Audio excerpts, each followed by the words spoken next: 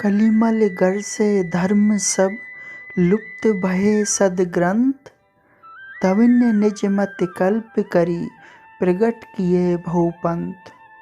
रामायण में लिखा है, कलयुग के पापों ने सब धर्मों को ग्रस लिया है। सद्ग्रंथ लुप्त हो गए हैं। दम्भियों ने अपनी बुद्धि से कल्पना कर करके बहुत से पंथ प्रकट कर दिए। कई हजार वर्ष पूर्व सुखदेव जी ने विस्तार के साथ कलयुग का वर्णन किया है। वह हमारी आंखें खोलने के लिए काफ़ी है। आज उसी वर्णन के अनुसार ही घटनाएं घट रही हैं और आगे भी जो लिखा है वैसा ही घटेगा।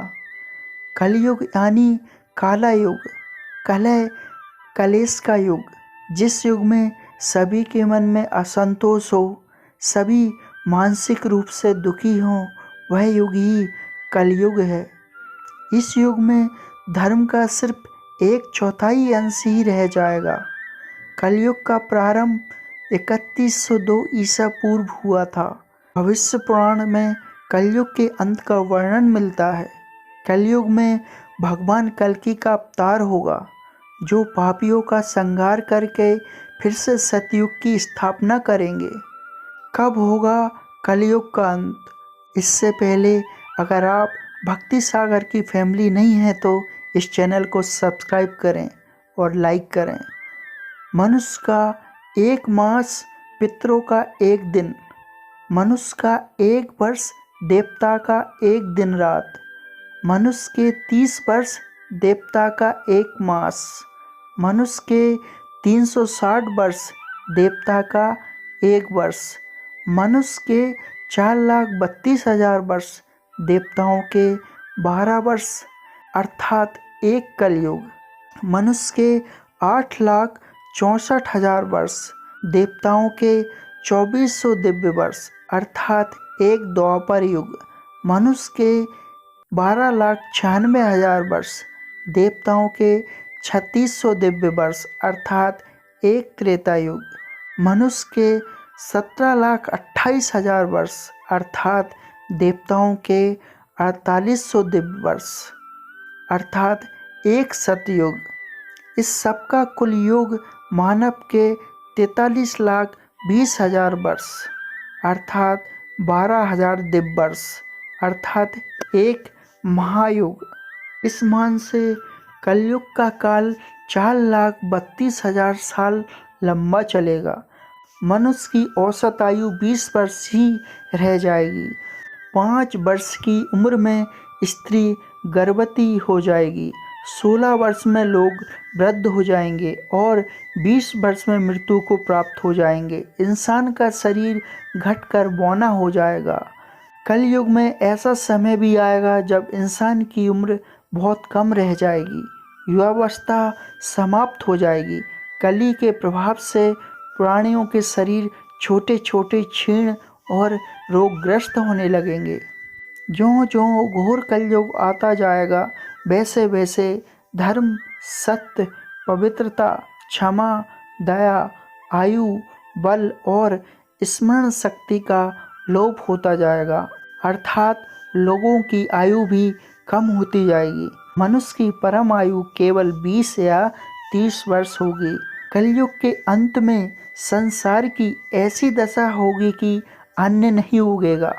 लोग मछली मांसी खाएंगे और भेड़ व बकरियों का दूध पिएंगे। गाय तो दिखना भी बंद हो जाएगी। चारों वर्णों के लोग बौने के समान हो जाएंगे।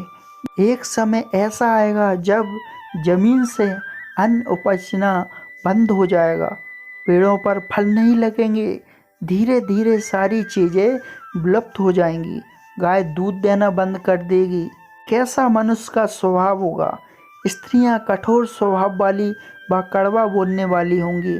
वे पति की आज्ञा नहीं मानेंगी। जिसके पास धन होगा उसी के पास स्त्रियां रहेंगी। मनुष्य का स्वभाव गधों जैसा दुस्सह, केवल गृहस्थी का भार ढोने वाला रह जाएगा। धर्म कर्म का लोप हो जाएगा। मनुष्य नास्तिक व चोर हो जाएंगे। सभी एक दूसरे को लूटने में लगे रहेंगे। कलयुग में समाज हिंसक हो जाएगा।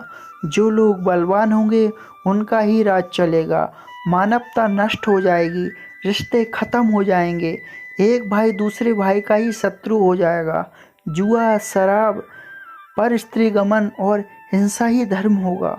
पुत्र पिता का और पिता पुत्र का वध करने में भी उद्यम नहीं होंगे। अपनी प्रशंसा के लिए लोग बड़ी बड़ी बातें बनाएंगे, किंतु समाज में उनकी निंदा नहीं होगी।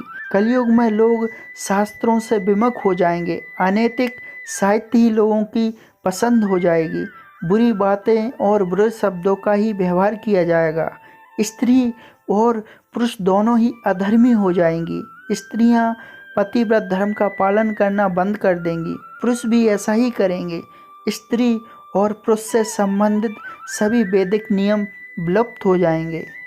कलयुग के अंत में होगी प्रलय। बहुत काल तक सूखा रहने के बाद कलयुग में अंतिम समय में बहुत मोटी धारा से लगातार वर्षा होगी, जिससे चारों ओर पानी ही पानी हो जाएगा। समस्त पृथ्वी पर जल हो जाएगा और प्राणियों का अंत हो जाएगा। इसके बाद एक साथ 12 सूर्योदय होंगे और उनके तेज से पृथ्वी सूख जाएगी। कलयुग के अंत में भयंकर तूफान और भूकंप ही चला करेंगे। लोग मकानों में नहीं रहेंगे, लोग गड्ढे खोद कर रहेंगे।